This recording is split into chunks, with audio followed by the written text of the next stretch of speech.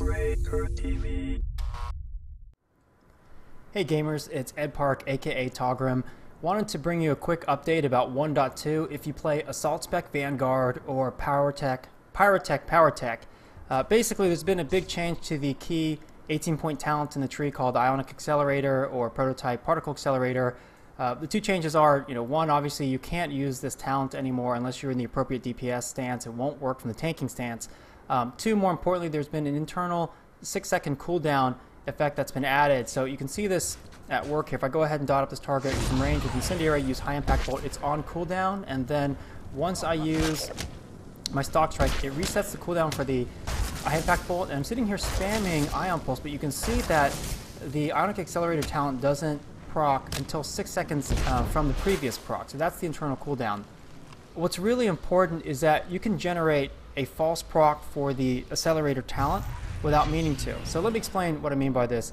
Obviously you can't put a high impact bolt or rail shot on your target until the target's been dotted. And we have two ways of dotting up the target. One is by using the Incendiary cast. It's very expensive. It costs 3 ammo or 25 heat.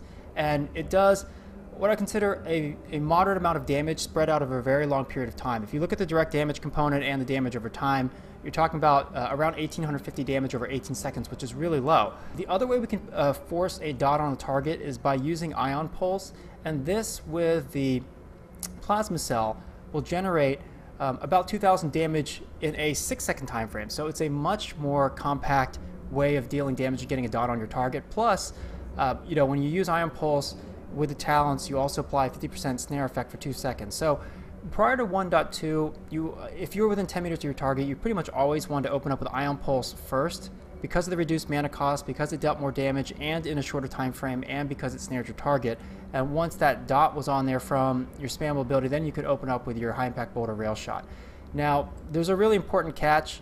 If you use your Stockstrike Rocket Punch, your melee ability, or your Ion Pulse Flame Burst, even if you haven't used your high impact bolt or rail shot, even if that ability is not on cooldown, you can still trigger your Ionic Accelerator talent, and that's bad. So we'll go ahead and I'll put the dot effect using Ion Pulse. Note that high impact bolt is not on cooldown, but what you'll see is that by using Ion Pulse, it procs the Accelerator talent. So watch this. So you can see it's been proc, but I didn't even use high impact bolt. Now that I've used high impact bolt and I want to go ahead and try to reset the cooldown, I can't do it until that 6-second window has passed. So because of this, in some situations, you may actually want to open up with Incendiary on target first, like I just did with this target here, even though it's more mana intensive, just so you can do your Incendiary cast, then high impact bolt rail shot, then use your Rocket Punch Stockstrike or Ion Pulse Flame Burst, and then follow up with another high impact bolt rail shot.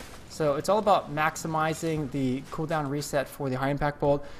The reason why the Accelerator talent is proccing even when the high impact bolt or rail shot is not on cooldown is because the proc effect has two effects. Remember, one of them is to reset the cooldown of that awesome damaging ability, but two is just to make the next cast of that bolt free.